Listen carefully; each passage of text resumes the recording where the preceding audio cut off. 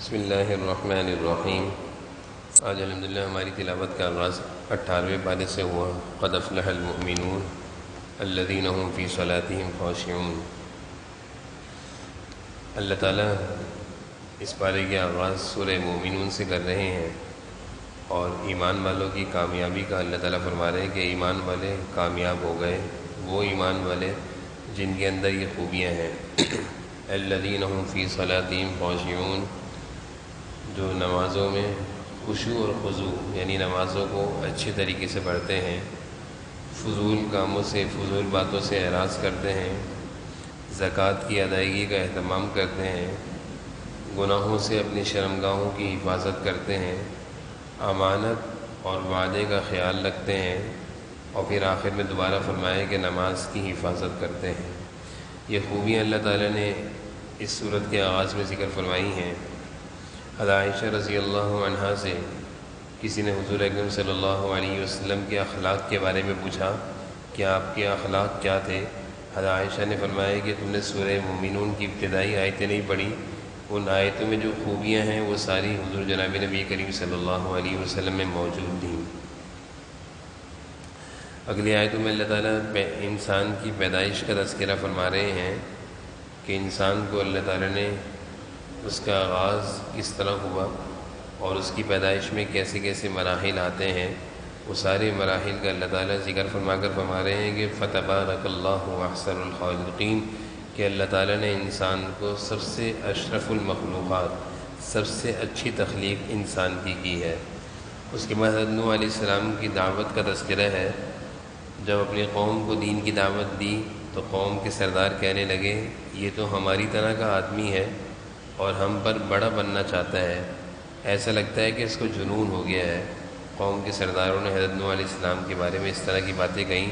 حضرت نوح علیہ السلام 950 سال کی محنت کا ان پر کوئی اثر نہ ہوا،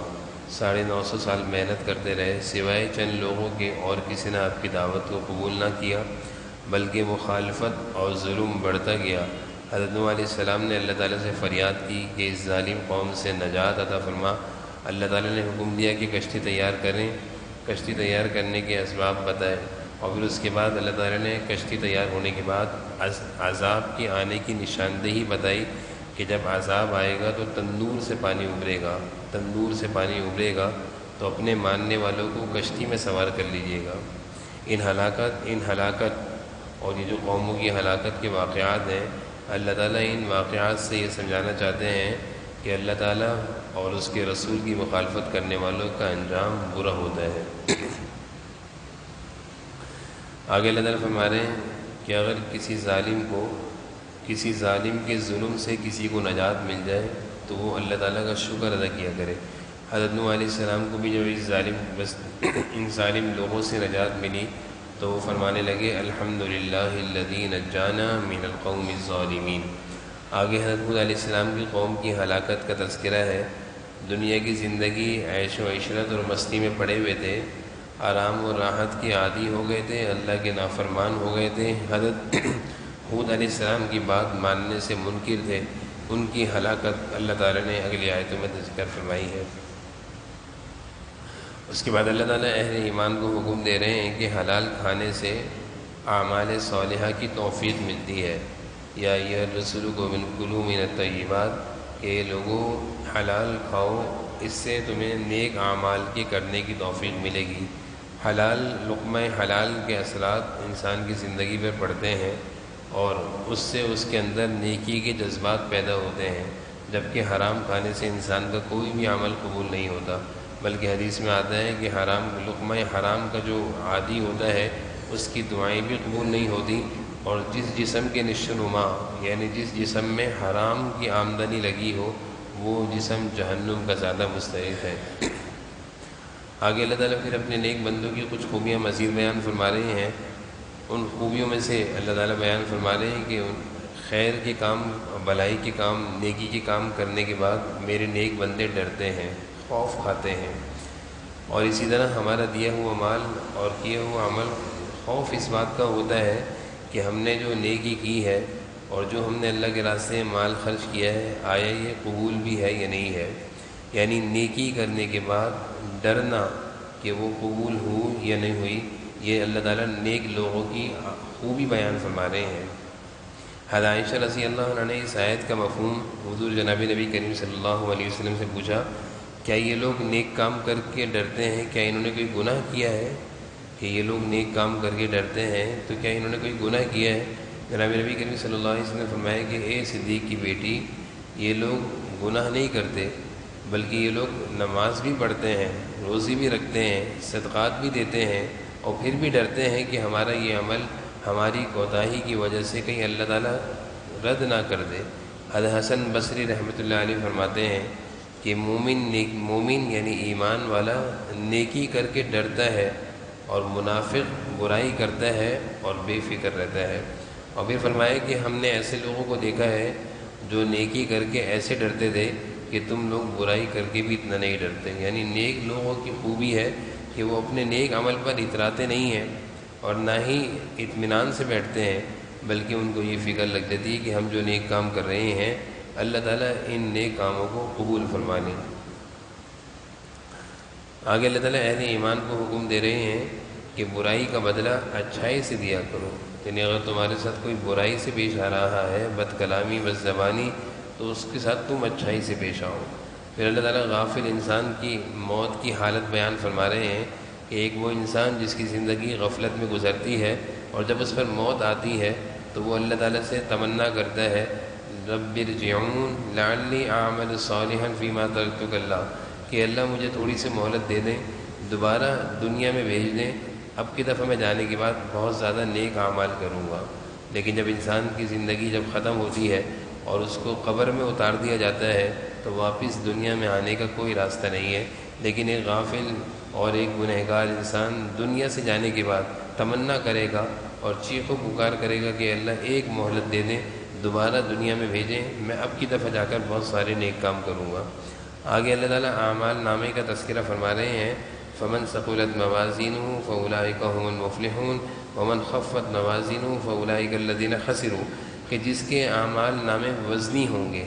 نیکیاں زیادہ ہوں گی، مفلحون کامیاب ہو جائے گا، اور جس کا نامہ اعمال ہلکا ہوگا، نیکیوں سے خالی ہوگا، گناہوں سے بھرا ہوگا، جہنم خالدون، اللہ تعالیٰ فرما رہے ہیں یہ آدمی جہنم میں ہمیشہ رہے گا۔ آگے اللہ تعالیٰ ان لوگوں کا تذکرہ کر رہے ہیں جو نیک لوگوں کا مذاق اڑاتے ہیں، یعنی نیک لوگوں کو ستاتے ہیں اور ان کو تنگ کرتے ہیں اور ان کا مذاق اڑاتے ہیں۔ اللہ تعالیٰ ان کا تذکرہ کر رہے ہیں کہ یہ لوگ خسارے والے ہیں اور ان پر اللہ کا عذاب آئے گا اور یہ ظالمین میں سے ہیں۔ پھر آگے اللہ تعالیٰ فرما رہے ہیں کہ صبر کا بدلہ جو لوگ صبر کرتے ہیں، یعنی کسی کی تکلیف اور کسی کی مشقت پر صبر کرتے ہیں، اللہ تعالیٰ اس کا بدلہ اس کو جنت میں دے گا، جنت اس کا بدلہ ہوگا۔ اگلی آیتیں آخری آیتیں جو سورہ مومنون کی ہیں، افحسبتم انما خلقناکم عبثا وانکم الینا لا ترجعون، اللہ تعالیٰ ان آیتوں میں انسان کو یہ سمجھا رہے ہیں کہ ہم نے جو تمہیں پیدا کیا ہے، دنیا میں جو بھیجا ہے، یہ بیکار اور بے مقصد نہیں بھیجا، بلکہ ایک مقصد کے تحت تمہیں دنیا میں بھیجا گیا ہے، ایک کام تمہارے ذمہ لگا کر تمہیں بھیجا گیا ہے، اور تم نے واپس ہمارے پاس ہی آنا ہے۔ یہ سورہ مومنون کی آخری 4 آیتیں ہیں۔ ان آیتوں کے بارے میں آتا ہے حدیث میں، ان آیتوں کی فضیلت آئی ہے کہ ان آیتوں کو اگر کسی بیمار پر، مریض پر پڑھ کر پھونک دیا جائے، اللہ تعالیٰ اس کو بیماری سے شفا عطا فرما دیتے ہیں۔ سورہ نور شروع ہوتی ہے، اس سورت کے آغاز میں اللہ تعالیٰ نے عفت اور پاک دامنی سے متعلق، حیا اور شرم سے متعلق اور عورتوں کے بہت سارے مسائل اس صورت میں بیان فرمائے ہیں۔ حضرت عمر رضی اللہ عنہ نے اپنے دور خلافت میں یہ پیغام بھیجا تھا، علموا نساءکم سورۃ النور، عورتوں کو سورہ نور سکھاؤ۔ اس صورت میں کیونکہ گھریلو زندگی سے متعلق بہت ہی اہم احکامات ہیں، اس لیے حضرت عمر عورتوں کو یعنی بچیوں کو شادی سے پہلے اس صورت کی پڑھانے کی تاکید کیا کرتے تھے۔ اسی طرح اس صورت میں اللہ تعالیٰ نے سزاؤں کا بھی تذکرہ فرمایا ہے، وہ سزائیں جس کو حدود اللہ کہتے ہیں، جس میں چور کی سزا کا ذکر ہے، اور زانی اور بدکار کی سزا کا ذکر ہے، شرابی کی سزا کا ذکر ہے، اگر کوئی عورت کسی پاک دامن عورت پر تہمت لگاتا ہے اس کی سزا کا ذکر ہے۔ یہ ساری سزائیں جس کو حدود اللہ کہتے ہیں خدائی قانون ہے۔ دنیا بنانے والے اللہ تعالیٰ یعنی انسان کو پیدا کرنے والے اللہ کو پورا اختیار ہے کہ وہ انسان کے جرم پر اس کو کیا سزا دے۔ اللہ تعالیٰ نے ہی انسان کو بنایا ہے اور اللہ ہی کو معلوم ہے کہ انسان جب کوئی جرم کرے تو اس کی کیا سزا ہونی چاہیے، اور اس کائنات اور اس دنیا کو بھی اللہ نے بنایا ہے، اور اللہ ہی بہتر جانتے ہیں کہ اس کائنات اور اس دنیا میں امن کیسے رہے گا۔ چنانچہ بد امنی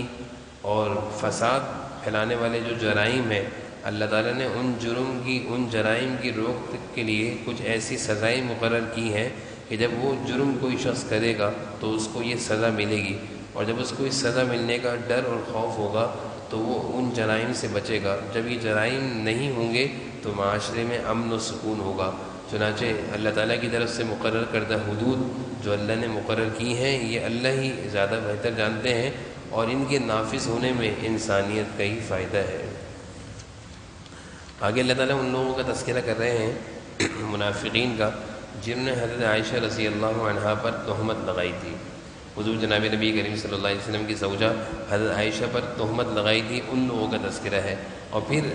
حضرت عائشہ رضی اللہ عنہ کی برات کا اعلان فرمایا ہے۔ اللہ تعالیٰ نے اگلی آیتوں میں حضرت عائشہ رضی اللہ عنہ کی پاکی اور عفت اور برات کا اعلان فرمایا ہے کہ وہ اس طرح کی خاتون نہیں، بلکہ وہ پاک دامن اور باحیا اور باعفت خاتون ہیں۔ اور پھر اللہ تعالیٰ نے اگلی آیتوں میں ایک ضابطہ بیان فرمایا ہے کہ بغیر دلیل کے کسی پر الزام نہ لگاؤ، یعنی کسی کی سنی سنائی باتوں پر اس بات پر کسی کا یقین نہ کر لو۔ اور پھر آگے فرمایا ہے کہ برائی کا چرچا نہ کرو، یعنی کوئی برائی تم سنو تو اس کو نہ آگے پھیلاؤ، نہ اس کا چرچا کرو، اور نہ ہی اس برائی کا حصہ بنو، اور نہ ہی برائی کو منہ سے نکالو۔ یعنی اللہ تعالیٰ نے اگلی آیتوں میں کچھ ایسے ضابطے بیان کر دیے ہیں کہ جس سے انسان کی زندگی گناہوں سے اور کسی مسلمان پر تہمت سے محفوظ رہ سکتی ہے، اور اس میں ایک بنیادی چیز یہی ہے کہ کبھی انسان کسی برائی کا حصہ نہ بنے اور بے دلیل بات اور بے تحقیق بات کو آگے نہ بڑھائے۔ حضرت عائشہ رضی اللہ عنہ حضرت ابوبکر صدیق رضی اللہ عنہ کی بیٹی تھی۔ حضرت ابوبکر صدیق رضی اللہ عنہ کچھ ایسے لوگوں کی مدد کرتے تھے جو غریب تھے، تو وہ غریب لوگ بھی حضرت عائشہ رضی اللہ عنہ پر تہمت لگانے والوں میں شامل تھے۔ حضرت ابوبکر صدیق نے ان کی مدد کرنا چھوڑ دی۔ اللہ تعالیٰ نے یہ آیتیں اتاری، الا تحبون ان یغفر اللہ لکم ولیعفوا ولیصفحوا، کیا تم یہ نہیں چاہتے کہ اللہ تعالیٰ تمہیں معاف کر دے، تم بھی معاف کر دو۔ چنانچہ حضرت ابوبکر صدیق رضی اللہ عنہ نے ان سب کو معاف کر دیا اور پہلے سے زیادہ ان کی مدد کرنا شروع کر دی۔ اگلی آیت میں اللہ تعالیٰ گھر میں داخل ہونے کے آداب بیان کر رہے ہیں کہ جب بھی گھر میں داخل ہوا کرو اجازت لے کر داخل ہوا کرو۔ معلوم نہیں کہ گھر کے اندر کے افراد کس حال میں ہیں، کیسے لباس میں ہیں، اس لیے یہ ضابطہ اللہ تعالیٰ بیان فرما رہے ہیں کہ جب بھی گھر میں داخل ہو تو اجازت لے کر داخل ہو۔ اگلی آیت میں اللہ تعالیٰ ایمان والے مرد و عورتوں کو اپنی شرمگاہ کی حفاظت کے حوالے سے ایک ضابطہ بیان کر رہے ہیں کہ شرمگاہ کی حفاظت نگاہوں کی حفاظت سے ہے۔ جب انسان آنکھوں کی حفاظت کرے گا تو شرمگاہ کی بھی حفاظت رہے گی، اور جب انسان آنکھوں کی حفاظت نہیں کرے گا تو شرمگاہ بھی محفوظ نہیں رہے گی۔ آگے نکاح سے متعلق اللہ تعالیٰ فرما رہے ہیں کہ نکاح جلدی کیا کرو، یعنی نکاح کو جلدی کرنے کا حکم دے رہے ہیں۔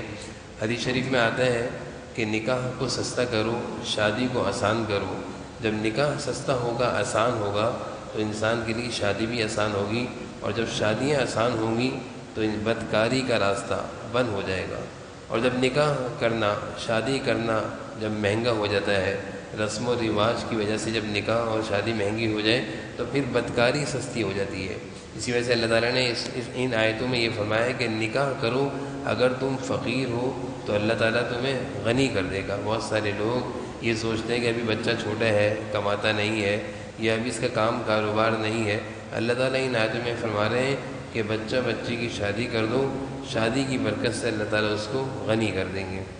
آگے اللہ تعالیٰ مسجدوں سے متعلق بیان فرما رہے ہیں، مسجدوں کی عظمتوں کا تذکرہ ہے کہ مسجدیں اللہ کا گھر ہیں۔ فی بیوت اذن اللہ ان ترفع، یہ اللہ کا گھر ہے، اس میں دنیا کی باتیں نہ کیا کرو، بلکہ مسجد کے تقدس کا خیال کیا کرو، اس میں اللہ کا ذکر کیا کرو، تلاوت کیا کرو، دنیا کی باتیں کر کے شور شرابہ کر کے اس کے تقدس کو پامال نہ کیا کرو۔ آگے تاجروں کی تعریف کا تذکرہ ہے کہ جو تاجر کاروبار کرنے والے، رزق حلال کی کوشش کرنے والے، اللہ تعالیٰ فرما رہے ہیں کہ وہ رزق حلال کی کوشش کرتے ہیں، لیکن رزق حلال کی کوشش میں اللہ کے ذکر سے غافل نہیں ہوتے، نماز نہیں چھوڑتے، زکوٰۃ نہیں چھوڑتے۔ بلکہ وہ اپنے کام اور کاروبار میں رہتے ہوئے بھی اللہ کا ذکر بھی کرتے ہیں، نماز بھی پڑھتے ہیں، اور اگر ان کے مال پر زکوٰۃ فرض ہو جائے تو زکوٰۃ بھی ادا کرتے ہیں۔ اگلی آیتوں میں اللہ تعالیٰ کامیابی کا معیار بیان فرما رہے ہیں اور کامیاب لوگوں کا تذکرہ فرما رہے ہیں کہ کامیاب لوگ وہ ہیں جو اللہ اور اس کے رسول کا کہنا مانتے ہیں اور اپنے ماضی کے گناہوں پر اللہ کے آگے روتے ہیں اور آئندہ تقوی کی زندگی گزارنے کا عزم کرتے ہیں۔ ماضی یعنی گزرے ہوئے گناہوں پر اللہ تعالیٰ سے معافی مانگنا، گزری ہوئی زندگی میں جو اللہ کی نافرمانی ہو اس پر رونا، اور آئندہ کی زندگی میں یہ عزم رکھنا کہ اللہ اب آپ کو ناراض نہیں کرنا۔ اللہ تعالیٰ فرما رہے ہیں فَأُولَٰئِکَ هُمُ الْفَائِزُونَ، یہی لوگ کامیاب ہیں۔ پھر اگلی آیتوں میں اللہ تعالیٰ مزید کچھ احکامات بیان فرما رہے ہیں کہ اللہ کے نیک بندے وہ جن کے مرنے کے بعد بہت سارے لوگ ان کے قبروں کی پوجا کرتے ہیں، بہت ساری ایسی جگہوں پر جہاں اللہ کو چھوڑ کر ایسے لوگوں کی یعنی انسانوں کی عبادت کی جاتی ہے۔ اس سے متعلق اللہ فرما رہے ہیں کہ قیامت کے دن اللہ تعالیٰ ان لوگوں سے پوچھیں گے کہ ما یعبدون من دون اللہ فیقول انتم اضللتم عبادی، اللہ کے نیک بندوں سے اللہ تعالیٰ پوچھیں گے کہ آپ نے ان کو کہا تھا کہ یہ ایسا کریں، تو وہ جواب میں کہیں گے ما کان ینبغی لنا، اے اللہ ہم ایسی بات کیسے کہہ سکتے ہیں۔ یعنی دنیا میں بہت ساری جگہوں پر ایسے معاملات دکھتے ہیں کہ لوگ اللہ کو چھوڑ کر غیروں کی عبادت کرتے ہیں، اللہ کے سے مانگنے کے بجائے غیروں سے مانگتے ہیں۔ تو جن کی عبادت کی جا رہی ہے اور جن سے مانگا جا رہا ہے، کل قیامت کے دن اللہ تعالیٰ ان سے پوچھیں گے کہ آپ نے ان سے کہا تھا، وہ اللہ تعالیٰ سے برات کا اظہار کریں گے ما کان ینبغی لنا، اے اللہ ہم ایسی بات کیسے کہہ سکتے ہیں کہ آپ کو چھوڑ کر ہماری عبادت کی جائے، آپ سے نہ مانگا جائے، ہم سے مانگا جائے، ہم ایسی بات ہرگز نہیں کہہ سکتے۔ اللہ تعالیٰ نے سمجھنے کے لیے